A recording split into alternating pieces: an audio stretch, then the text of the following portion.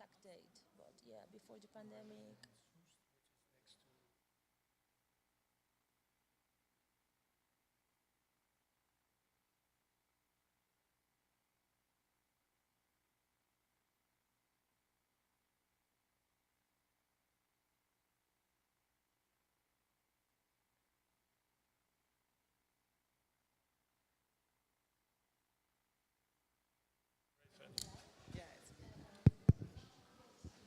Shall we start? I'll make a brief intro about networks. Let's see who the audience. Are we ready?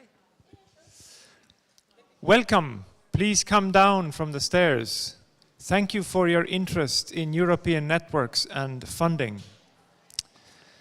Welcome to the session where we'll be talking about European networks and funding. But before starting, I'd like to take a quick poll of the audience. Who among you work for a European network? 2 at least, 3, 4. Who knows what networks are? The same people. Yeah. And the rest of you, are you artists? Are you managers, labels? Okay. Are you aware of the difference between the funding programs from Creative Europe for networks, for platforms, and for cooperation projects? No. Okay.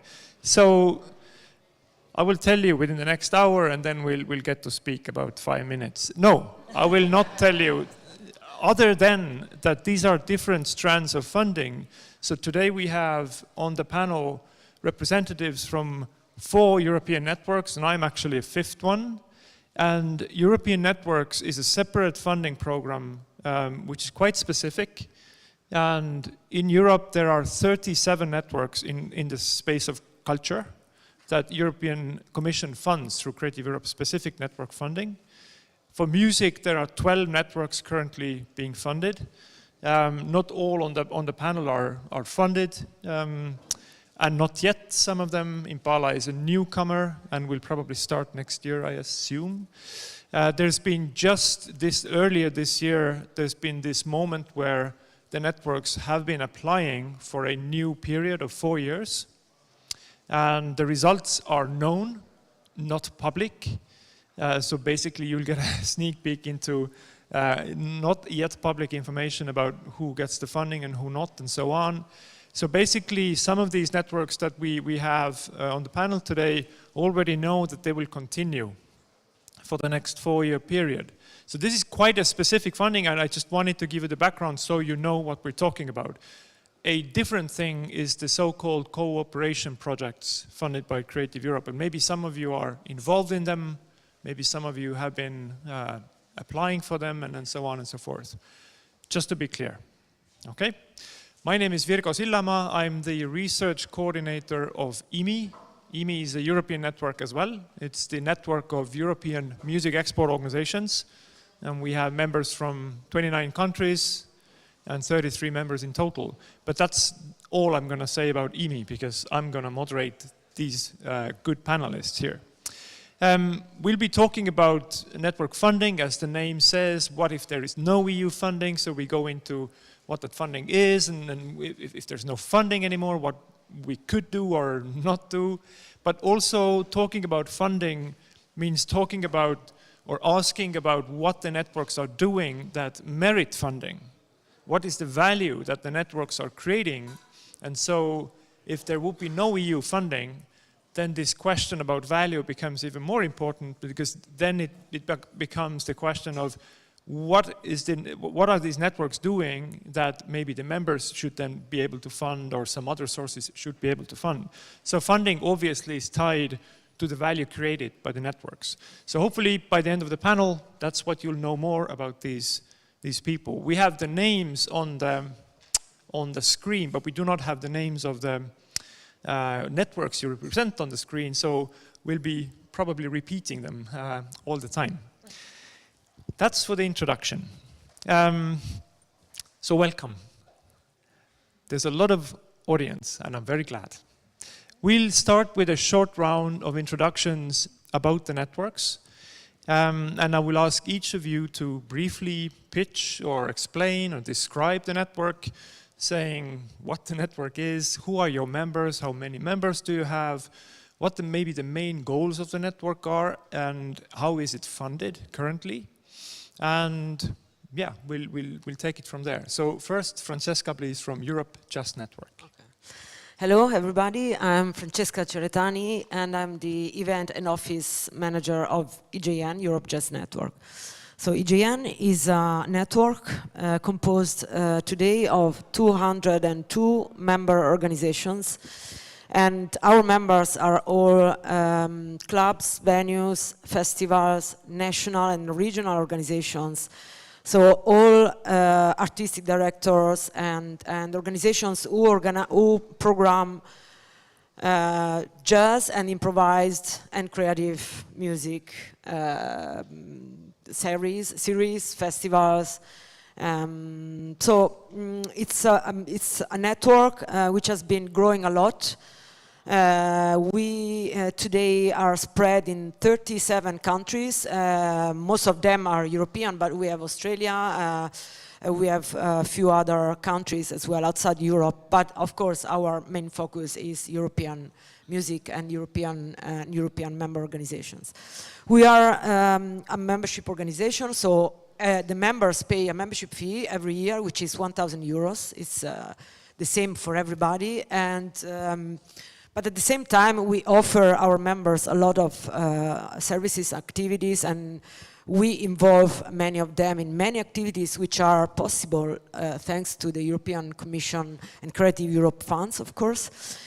So we use this money to organize many activities, and we use this money also to contribute to the members' participation in our activities. So we reimburse travel expenses when they attend the European Jazz Conference. We usually organize activities we co-organize activities with our members each time in a different place. So we share the expenses. So like the hosts member can cover, like for example, the hotels. We cover part of travels. So this allows us to involve as many members as possible for each activity. We have been funded by European Commission since, one of the first programs was Kaleidoscope in '99. I was not there yet. Then we have been granted by Culture 2000. And then we have been continuously granted by Creative Europe until now, and also for the next 4 years. So you've been working with the help of European Commission funding since the beginning of the century. Yeah. Yes, I don't remember if it was a continuous, if the grants were continuous. I know for sure Kaleidoscope 99, then probably there has been a small break, but the network was smaller at that time. I started in the network in 2013. I wrote with my colleague, we were only 2 in the staff.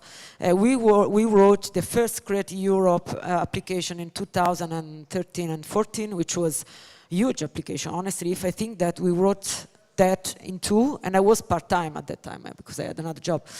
And okay, now we are 3, so not so many more. But and it was granted with actually a good amount of money, which is not exaggerated amount of money, but for what we do is okay. Is enough. We can do a lot of this and of the activities, and yes, this helps a lot, of course. I think we'll come back and circle around later to maybe go deeper in some of the key activities you feel are at the heart of your networks. Final question about EGN, which is Europe Just Network in short.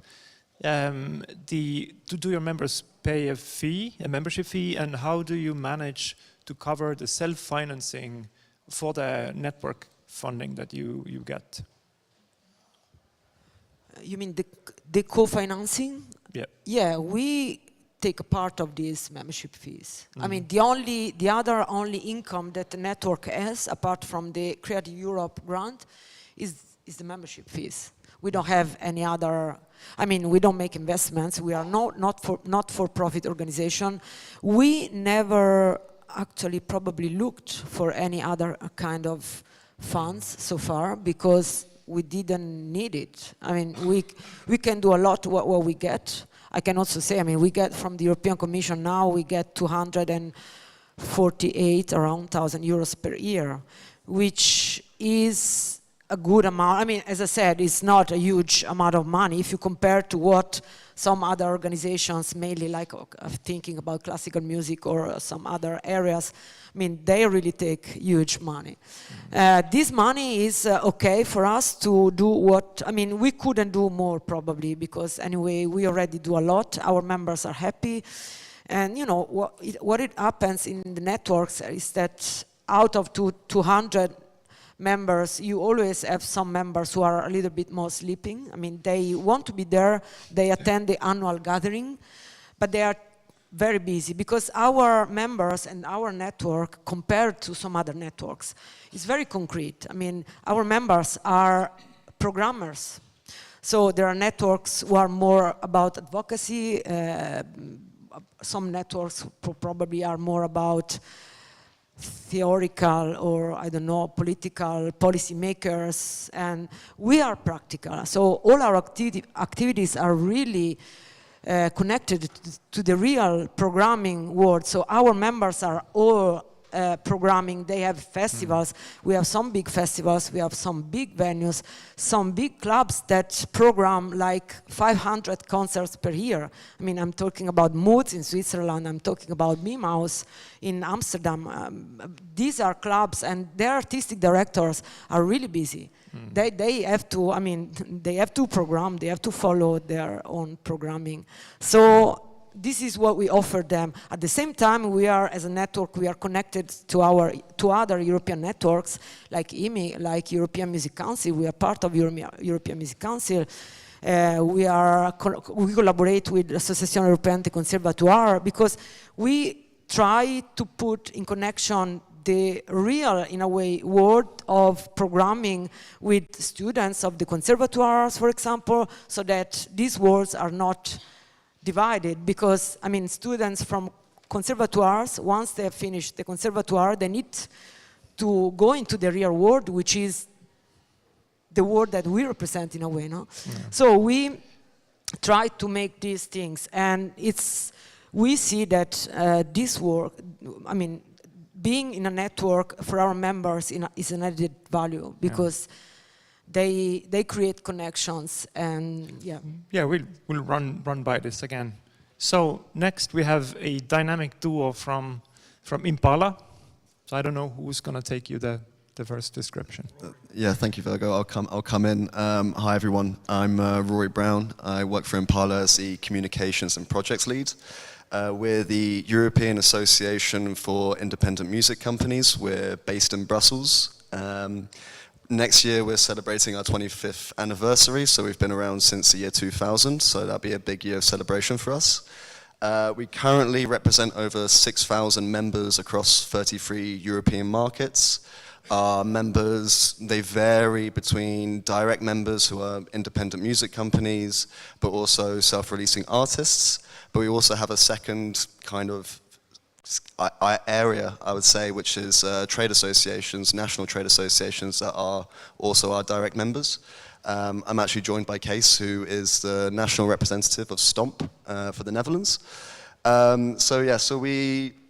We're funded mainly through our members, but we also have a Friends program, which is a partnership scheme with DSPs and other platforms and partners that want to have a direct say or to be able to have a kind of a closer connection with our members and that we can collaborate on certain issues. We recently applied for the EU Network grant and we were successful in getting that, so that will start next year. And that's a really good way of us to expand our scope and to go further with our projects. Good, we'll come back to some of the activities that you do for your members. Paula, how about Music Cities Network? Hi, is it working? Yeah, brilliant. Hi all, thank you for being here and thank you for inviting me. It's great to be here. Well, I'm actually a professor. I'm Paula Simo, a professor at University of Valencia, and I'm the director of the Music for Development Research Unit in there. And you can ask yourselves, like, what is she doing here, talking about the Music Cities Network? Well, so Valencia, my city, joined the Music Cities Network last year, thanks to a joint effort of University of Valencia, my research unit, the City Council, and Visit Valencia, that is the tourism board. And well, we started to collaborate with them, and right now I'm the vice chair of the Music Cities Network. Because the really amazing thing about this network is that it's member-based. It's a transnational association based in Hamburg. Well, it's a membership organization, what means that we are not depending on European grants, but we will talk about that later. And the members are cities, cities that put in the center of their public policy music as a way of development, okay? And the member cities right now are, and I'm gonna read it because I don't want to forget any of them, Aarhus, Aalborg, Bergen, Berlin, Düsseldorf, Gothenburg, Groningen, Hamburg, Manchester, Reykjavik, Sydney, and of course Valencia. And we are happy if you are working for any city, for any private association in your cities. We are happy. We are looking for new members, so we are happy you join us. That's what we do. We are a transnational network collaborating globally to build better music ecosystems. How big is the team by now? Sorry? How big is the team at the yeah, network? we have a team, of course. We are the cities. We are paying a fee. We can talk about that later as well. We are all paying a fee, but thanks to that fees we are paying, we are able to develop our projects, and we are able to contract a really amazing team of people sustaining the network. Right now we are having 3 people in the staff, and yeah, they are working part-time. 2 of them are working part-time, 1 of them full-time, and they are the ones coming to this kind of events. But right now we are trying to expand also this kind of assignments to the board as well. Thank you. I think I forgot to ask Rory, how big is the Impala's team, the secretariat? We're also quite small. So there's 6 of us in total. 5 of us are based in Brussels, with 1 of us based in Lyon, Mathieu, who is our advocacy lead. So we're also small, and it is very common that these networks, the secretariat will be quite small, but we cover a lot. Good, and now finally, Michalis from European Music Council. Hello everyone, thanks for being here. My name is Michalis Karakatsanis, I come from Cyprus, and I'm here representing the most peculiar and most confusing, let's say, network of all of us. I'm representing here European Music Council. It's a network established in 1972, and as a regional network, a regional member of the International Music Council, which was established in 1949. So it's one of the oldest, let's say, music networks in Europe. The idea of European Music Council is to bring together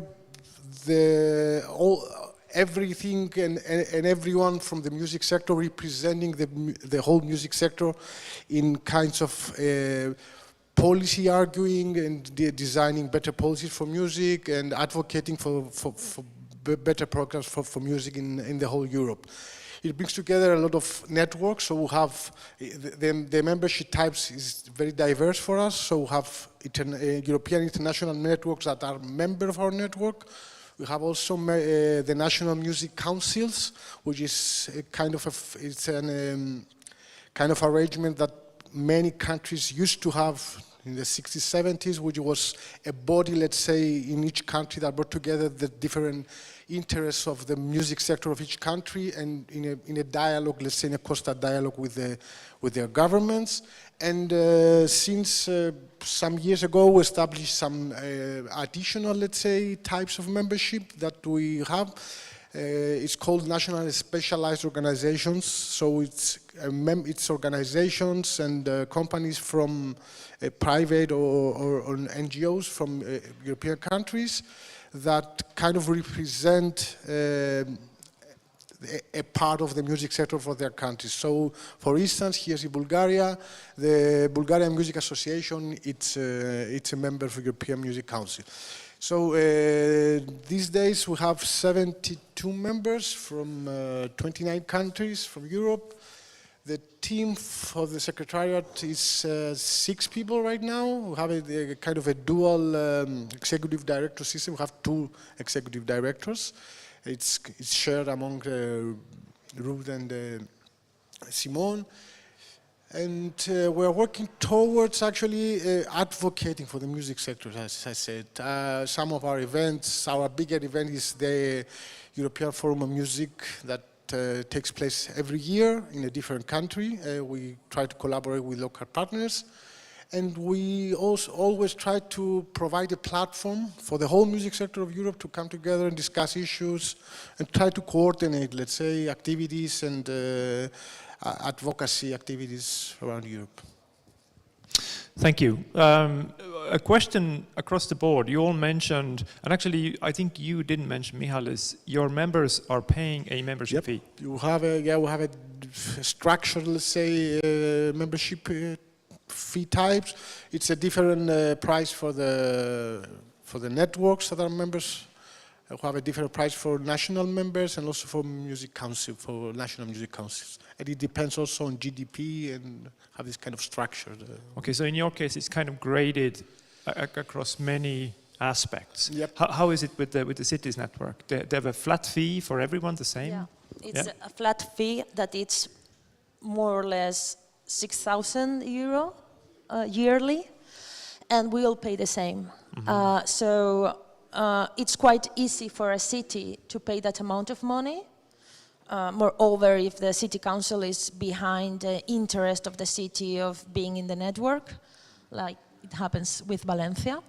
And of course, it's a little bit tough for associations that are trying to push city councils to be members of the network as cities. But anyway, I think it's quite a fair amount of money for yearly membership. And yeah. What about Impala? Is it also flat fee, or do you kind of grade it towards depending on the size of the member? Like like Rory earlier said, it's depending on direct members and the trade associations. So we have a few direct members, and they are much bigger, like the Beggars Group or the Pias Group or whatever. So they can afford, and they're also the founding members of the organization. I'm representing the Dutch organization called Stomp. I think we pay something like 3,000 a year, but that's depending on how big your market is, and that is, for example, in this region, NMIP here maybe pays 800 euros or 1,000 euros maximum, for the simple reason that the members don't have the dosh or the money as yet to pay a reasonable fee. So we really take that into account to help and develop the region here as well. Thanks. And finally, I think you didn't mention how is it working, flat fee or a system? Yeah, I said that. It's 1,000 euro per each organization is a flat rate, and it's always been, since we have a euro, it's always been like this, and we never increased it.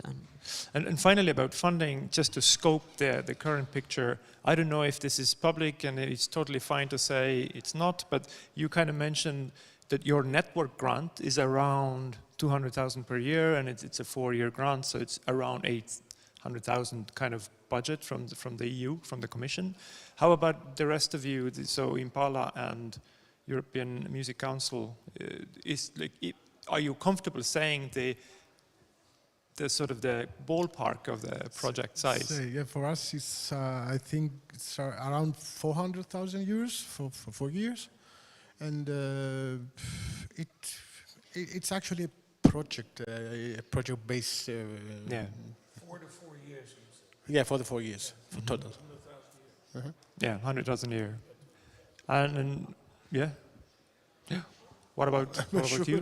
But no, okay. It's I mean the maximum that a network can get. I mean we applied for the maximum, as if I'm not wrong, but yes, 240 something per year. Just as a clarification, even though, as I said in the beginning, the network funding is a specific kind of funding, it's still a project funding. So it depends on the budget and the project proposed. If you do more activities, you put more budget, you apply for more.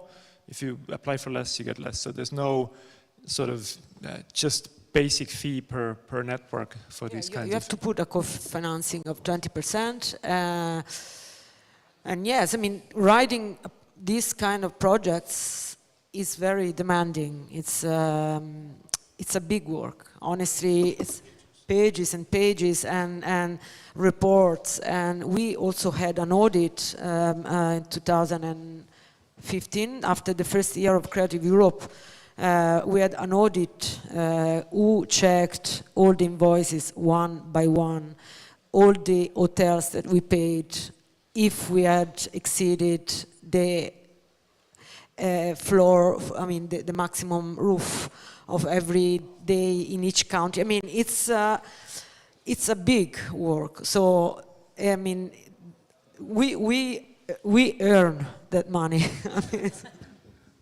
Good. Meanwhile, I'll ask from the audience, has anybody been engaged in or writing a European application, whether for network, for Creative Europe? How many? A few people. So you kind of know what this is. Yeah. Well, for the rest of it, it's a lot of work. Actually, should I say something? Yes, please. I told you we have a team of 3 people, amazing, hard-working people. They did all this paperwork to apply for the Creative Europe program. And they didn't give us the grant this year. And we were gutted about it.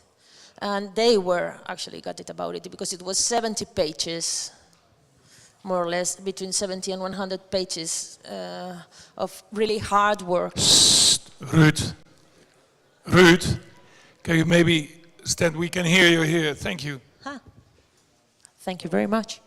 And from this, it happened that they said no 2 months ago, more or less, and we were in the board and also with the other members because we are quite transparent and we talk about all issues all together. We were saying, okay, maybe it's not worth it anymore. Maybe what we need is to broaden our network and think about other ways of funding. Probably we will talk about this later. And yeah, I think if you have done it before and you have lots of people working for it, it's worth it. If not, you get desperate. Yeah, I mean, we are 3 full-time people in the staff. It's me, event and office manager, general manager, and a communication and content manager. Then, since the last Creative Europe, we have a few experts that they are freelancer and they help us with few of our activities. But as a staff, a real staff is the 2 of us. Then we have an accountant, but the accountant is just for the salary, and you know, we are doing that. It's a lot, but we work full time, and we work a lot, out of passion as well. Huh? I mean, Yeah, of course we have a salary, but in a way, you could say it's a blessing and a curse at the same time. It's a lot of work. It's a labyrinth to navigate. We'll circle back about the alternative means of funding, and maybe then we can have that conversation. I'd like to address this other aspect of working with European Commission money, European Union money.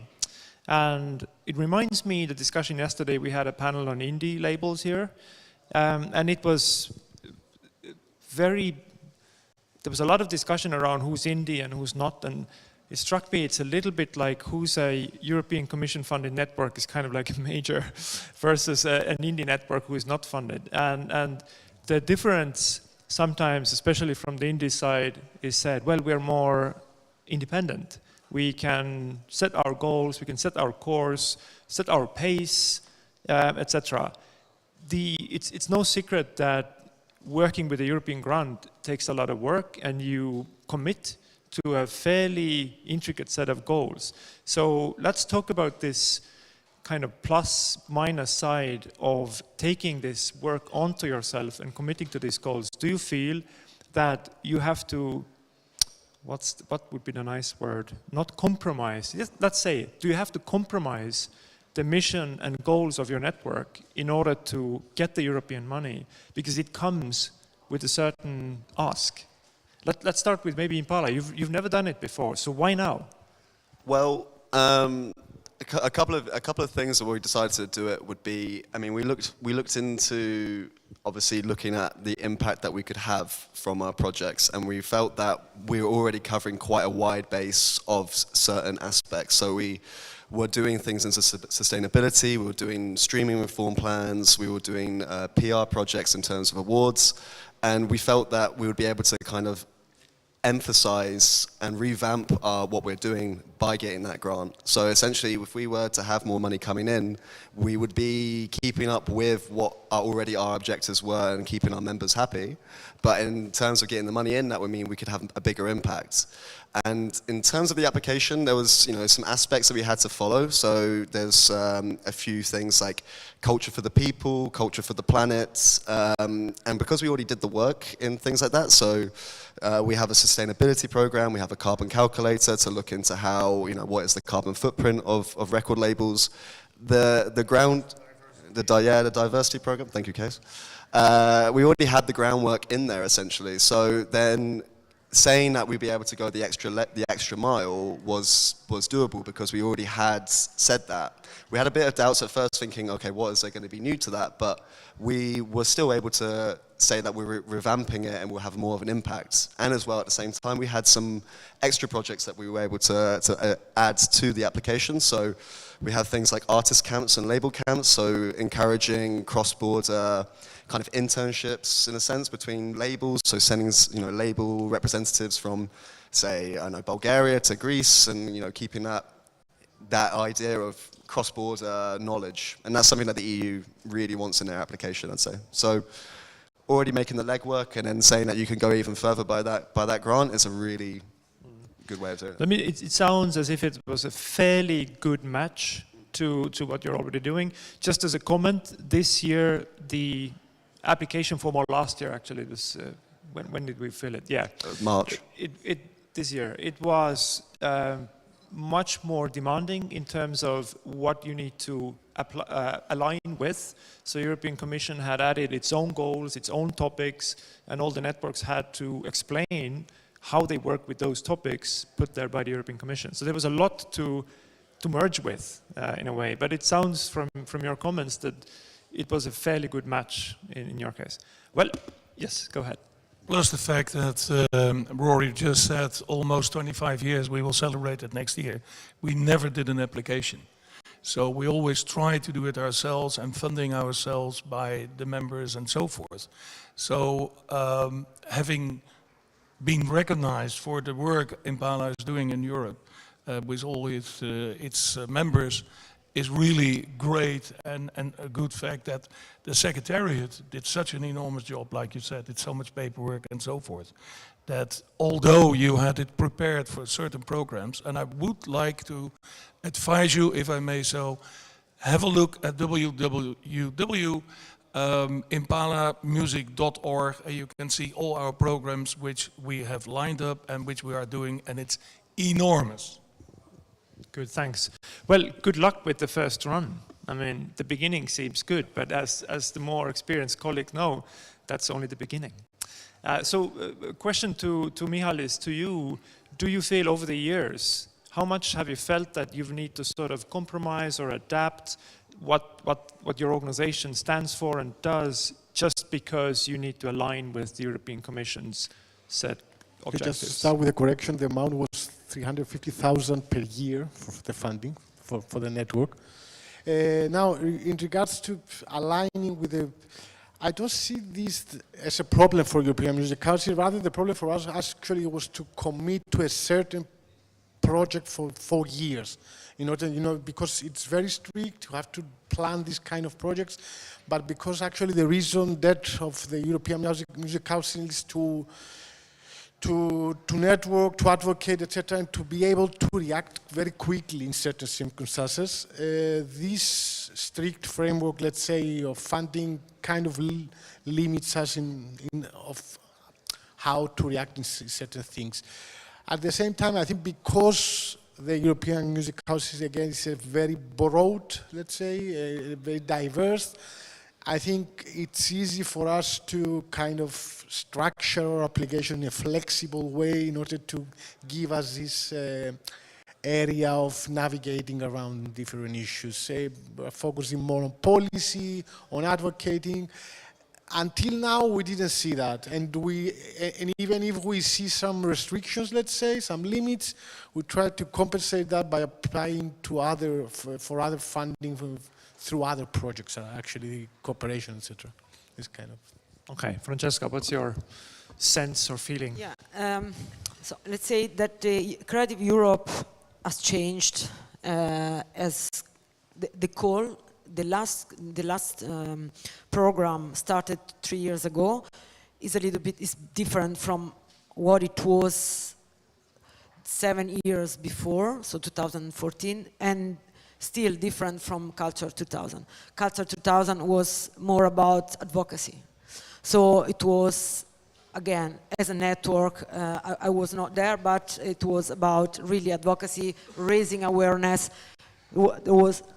There were less money. Then Creative Europe started with activities. They wanted, the European Commission, they wanted the network to divide their work on activities. And we already started at that time. Probably we have been some of the first ones, and to include some topics that today are, the most popular topics. We've been, without knowing it, because in 2013, almost nobody spoke about sustainability, not like that, or gender balance, or diversity. We started this because in the jazz world, there was jazz and improvised music, let's say, because our members are, the name is Europe Jazz Network, but our members are really programming a lot of kind of contaminated genre. So Europe Jazz Network is the name, but it would be better to say improvised music. So it's in our sector itself. There were some themes, some subjects that were really already tackled by our members. So like the gender balance. Jazz improvised music was kind of more male-dominated, word. So this was really felt from our members, even before the Creative Europe put this kind of topic as one of the main topics. So we have been talking about sustainability. We have been working with Julie's Bicycle in the UK when all of you know Julie's Bicycle. When we started working with them, they were a very small company. We started in 2014 working with them, and now to work with them, it's not even easy to reach them in a way. Of course, we had to compromise a bit, yes, in a way, because what we couldn't do until 3 years ago, we can do it now. Until 3 years ago, we couldn't give some direct money to our members as a contribution for their activities. That was a little bit limiting for us. Now we can do it, and we are doing it with a new activity called Green Pilot Tours. So again, on the sustainability, we created this activity, this project. We open a call to all our members. If they are able to create a tour of a band or musician or a single musician involving at least 4 EGM members, but of course there could be partners who are not EGM members, but 4 EGM members from 2 different countries, we created kind of an algorithm so they can apply and they can have maximum 2 flights, and they have to, they have some features, and if they comply to these features, we can give a maximum of 6,000 euros for each project. Mm-hmm. And that is a concrete, that is what I'm talking about, being concrete. Concrete is involving our members, pushing them, encouraging them to do concrete projects. And we set the path, because these are pilot projects, of course. So we cannot, of course, support an entire tour of a band. It would be impossible because we have many other activities. But doing that, we have seen that in the years our members have learned to put attention to these topics. So it's kind of encouraging and supporting them.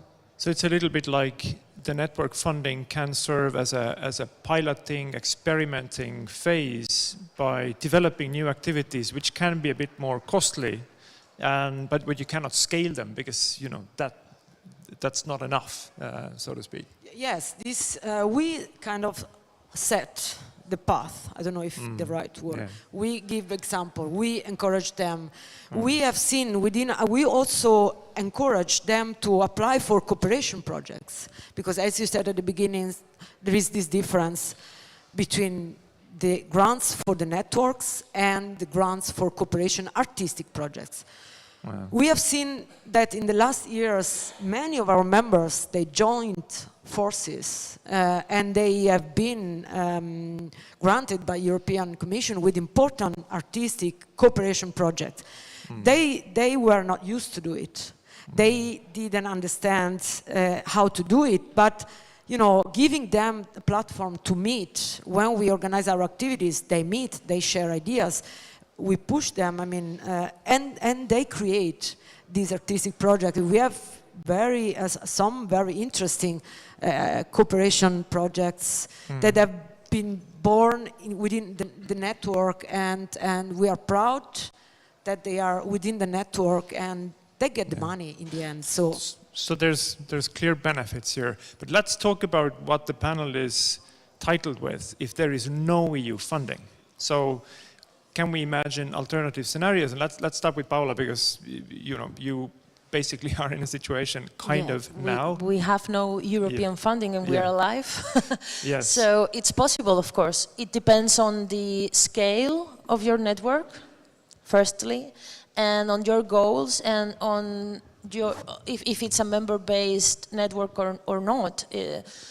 And of course in the fees prices, because you were saying just €1,000, that's nothing for a network like ours. And it's also about the composition of the networks. We are a Music Cities network. That means that our members are the municipalities or important music associations from those cities. They have the budget. So they are the ones funding. And she has said something really interesting as well. We are not funded by European money, but we are also collaborating in joint projects that are funded by Europe, like the European Music Business Task Force or the European Music Policy Exchange project. And to me personally, I don't know if Lena, our coordinator, were here, I don't know what she would say, but for me for our kind of network is more interesting than putting all that effort on trying to get a grant from Europe. So there's a huge chance for our networks to be funded by private companies, by our members, and by councils and regional governments. So in your case, you have not that many members yet. You're a new network, and because their contribution is not insignificant. You could build up a network of 100 cities, which should be possible in Europe, potentially. So it seems in your case, you would possibly build up just a membership-based funding system that is enough to run a network on. And to me, that should be our main goal as a network.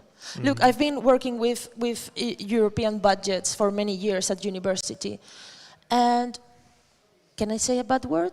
It's a pain in the ass. Yeah, it is. Please, it's so complex. So we have a possibility here of being a transparent, flexible and independent network based on our members' will. That's amazing. But the network applicants seems to be easier this time than previously, and especially with other programs within the European Union, because they're even more complicated. But by saying that, it was already, because coming back to your question, it was already said that we are we started a French program. So we have companies like YouTube, like Fuga, like all kind of companies who are contributing to the cost, and for them it's a good way to be aligned with the music industry and especially the independents. And next to that, we as Impala are always looking for new business cases because we didn't have any funding from the EU yet. So we were at the forefront for this, and so before the EU funding, we are looking what happened now in France, where there is a government tax on streaming. Not very welcomed by the Spotifys of this world and YouTube and whatever. But maybe this is going to happen in the rest of Europe as well. So that could be an alternative funding for the whole music sector and the art sector in Europe. So there could be clever and targeting tax systems or regulation that could be put to work across Europe to funnel that funding into development work. You know how the French are. They just push it through in their government. We're all laughing, but that's what happened. And but they're very much more, because they have now the Institute for Music, and that is so well funded. And if you take a lot of the European funding projects, we as music industry, if you look at the film industry, they get how much more than we get? Enormous amount. Yeah, I think culture is like 33%. I believe European cultural funding is about 33%, and then when it comes to media, it's around 69%, I believe. And if you were to look at like the overall EU budget, it's 0.2% is spent on culture of the whole budget. So it puts things into perspective on that one. Yes. Michalis, what about you? Your members are non-profit networks of their own, and I assume that they mostly are also publicly funded on national level. Yes? Yep, a lot of our members, yes, are. Actually, also, we are funded also by locally by the city of Bonn and some other regional funds in Germany. Okay, for us, it's a big, I mean, the EU grant is a big part of our operation. And if you kind of develop this modus operandi based, let's say, on EU funding, it's very difficult to even imagine another way of doing things. We are thinking about raising our membership fees, trying to find other structures of fairer, let's say, and co-productions, or also thinking of selling some services, trying to do that. But it's not easy because, as I said, it's an organization that started, established in this idea of being a Europe-wide organization representing everyone's and advocating for everyone. So it's a big part is based on the EU funding. But we need to think of ways to kind of not to distance ourselves, let's say, from EU at some point in terms of, because if you get so focused only on responding just to EU and the Commission's topics and priorities, etc., you might lose the whole, the real thing that is going around in the music sector in Europe. And this is something that we would like to find a way not to lose that, not to lose this connection with smaller organizations, with grassroots organizations, this kind of stuff. And I think an example that helped us, we had EMC had the chance to run the Music Air a cascading grant, let's say, program. It was an initiative by the Commission again that EMC, together with an organization from Portugal, Innova, managed to get this grant and to reallocate, let's say, smaller funds for smaller organizations in Europe. And that got us a chance to discuss with smaller organizations that do not have this opportunity to operate in this level, to apply for cooperation grants or whatever. And that gave us this understanding that we need to find ways to be connected on a more local and more grassroots level, let's say. And finally, Francesca, in your case as well, your members are definitely working in a field that is not easy in terms of the market. The markets are limited. They are often publicly funded to some degree. So do you see alternative funding strategies if the European network funding should be closed down? Without European funding, we could still go ahead. I mean, we still have the membership fees. Maybe we could increase a bit. We never thought about this, but we could increase a bit. The thing is that now we have these membership fees, but we, for example, we give to our members for one representative of each member organization. For the main event, which is the European Jazz Conference, including the General Assembly, we cover, together with the host, each time is different, 3 hotel nights. We reimburse up to 300 euros for their travels. I mean, each one representative for each member organization attending, which is a lot of money. We cover the food for 2.5 days, together also always with the host. But this means that if you are a member of EJN, you pay 1,000 euro each year. If you are, I mean, you have to pay it independently whether you attend the conference or not. But if you attend the conference, you get back around, depending on the country we are having the conference, at least 600, 700 euros. I think we are probably one of the only networks that give back this service. But at the same time, we have, like, for each conference, like 90% of members attending it. I've never seen that in other events I'm attending it. But this has been always our policy, because we want our members to be active, involved. And this is also a way to, I mean, they would attend as well, I'm quite sure, but this is kind of an incentive. Because again, we have members who are smaller ones, small clubs that, you know, they say, okay, I mean, some festivals or clubs are small and say, yes, you know, 1,000 euros is still a kind of an amount, but they can get something back which is concrete, and they have the chance to attend in real life events. So without the funds, of course, we could change a little bit.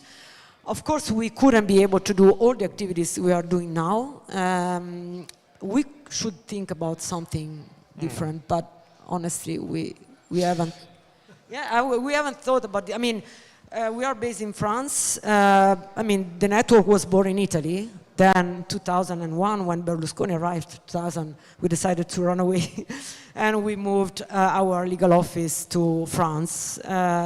So we never tried to apply for French I mean, funding. like European Music Council, they get some support from for German, because I'm quite sure if we start to talk with French institutions, maybe, I mean, we could get something, but we never did that. Again, this also needs time, needs efforts, and honestly, now it's we didn't do it.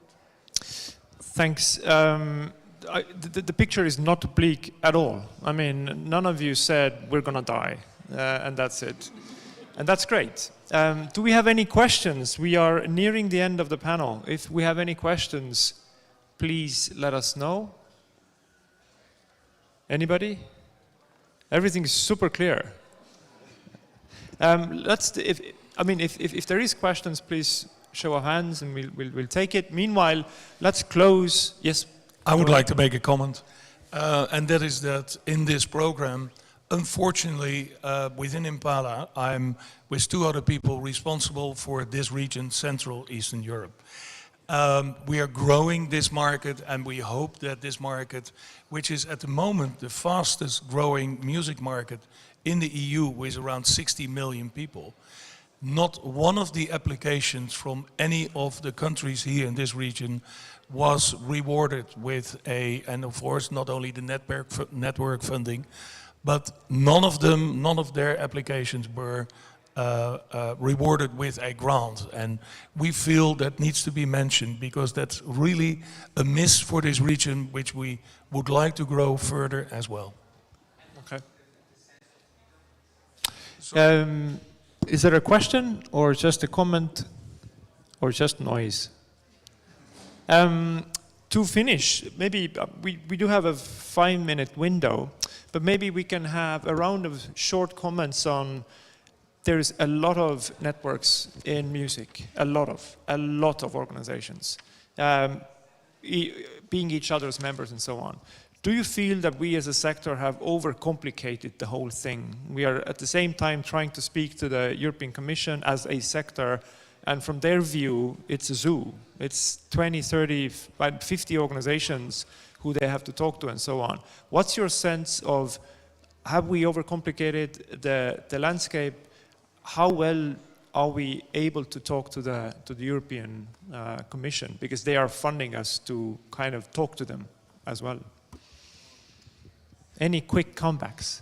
Yeah, I can come in with that. I mean, I think it's quite nuanced in terms of everyone's objectives, and as well, that's going to happen when there's different associations and networks that represent different aspects of the industry, and there's always going to be kind of conflicts of interest involved, and that can complicate things. But however, I think it's more important that we do collaborate and we do synergize our efforts and find that some common goals that's possible.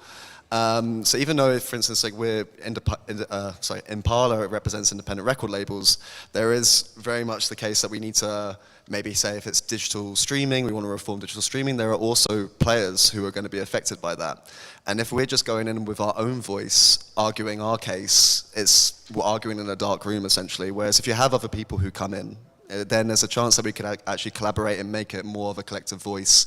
And then in return, the EU will listen to us more clearly if we are more clear. So, I mean, ourselves, we're open to have that conversations with other stakeholders in the industry. And I think it's well received on the other side as well. So I wouldn't say it complicates things at all in that sense. Any other comments? Well, I don't know if from the European network's perspective it causes confusion, but it do causes confusion in a local and regional level. Because those organizations and associations are also asking for European funding. And I can give you a clear example. We are doing right now the Valencia Music City strategy for the City Council and from the Tourism Board. We're working all together. And we are talking with all the music value chain in the city. There's an organization called ProFest and another organization called PromFest and another one called Music Fest. And all of them are doing the same thing, but they don't get on well with each other. So we have to interview them separately. And probably if they were joining forces, they will be doing better. And they will be able to apply for better funding. So this is a small, tiny example of what joining forces can do. And to me, it makes no sense that all these three organizations exist in a really tiny region of Europe. So it happens everywhere, and it's not only about collaborating and joining forces and all that. Yeah, that's the good words, of course, but then when you go to the territories and you talk with them and you try to do those strategic planning and they try to ask for funding, they cannot find it because they are all the same, and we have lots of conflicts. So yeah, it's true. European level, maybe tens of organizations. National level, hundreds, if not thousands of organizations. Yes. That is true.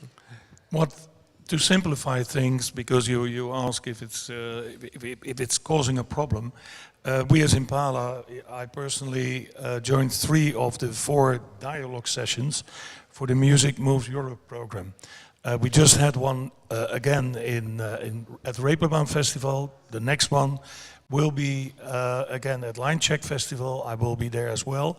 There we have all parties in the room and with the people from the European Commission, from the music sector, the art sector, and it's really we can voice our wishes, we can voice our comments as well, and I think that's a very positive thing instead of negative. Yes, Michalis. I would just say that, comments. okay, the music sector is so diverse actually that you cannot expect to have a single organization or network representing everyone. I think also that this richness and this diverse is what makes music so powerful. I mean, in terms of discussions and being able to advocate for that. But of course, we can join forces. Of course, we can find ways to join forces, to work together. EMC launched an initiative some years ago that was called the European Agenda for Music, brought together many of you to discuss these issues, again, to have at least a minimum baseline of where to start to advocate for things. And also, it's not, also all the networks and organizations have also a material base in each country, in each sector, in each region. We cannot neglect that and the history of each organization. So I think that's the richness of the music sector. Thanks. Final comment you have there, if you want to add something. You have the final word. I mean, yes, of course, collaboration is the key in general. So we as network, we as EJN, we collaborate, as I said already at the beginning, with some of the networks. We are open to new collaborations, of course. We started this year for the first time. I mean, we have to start in the new project to work a bit with a few another network. We are in touch with the European Festival Association as well for the new project. Yes, we are all diverse, but at the same time, music probably should have more grant in general. I mean, when we're saying about the media, I mean, there are some sectors which are overwhelmed by money. By money. Yeah, and I don't think they see it also that way. without I mean, with the. Is there a reason? I mean, they are also more business-oriented. What we do, for example, as EJN, as many of other music networks, we are the small part of an ecosystem. So if we think about big pop rock events compared to the jazz world, I mean, we are nothing compared to big events like that. But we feed the big pop rock market music, because there is such a contamination. I mean, the experimentation of the jazz music is then connected to the success of all some of these big pop rock business-oriented. I mean, just to close this, if we think about, we are talking about sustainability. So we are doing whatever, our members are really doing whatever they can for the jazz musicians to try to be as much sustainable as possible. I mean, we are talking about small bands touring, not so much, but still having their own touring. And then we see we have a big, huge, I don't know, a Taylor Swift concert in Milan with thousands of people coming from all around the world, and maybe these pop musicians, they have inside some jazz musicians coming to their events, to their bands, bringing this experimentation which is vital. So we are all part of an ecosystem, and this ecosystem needs anyway fuel, as we say familiar. So. Yeah, so we ended up with the word ecosystem, which I used a lot. An ecosystem evokes the idea of biodiversity, where everything has kinds of its place, everything is interdependent, and that's how we like to talk about music. Thanks for attending, thanks for staying until the end, thanks for the panelists. Thank you.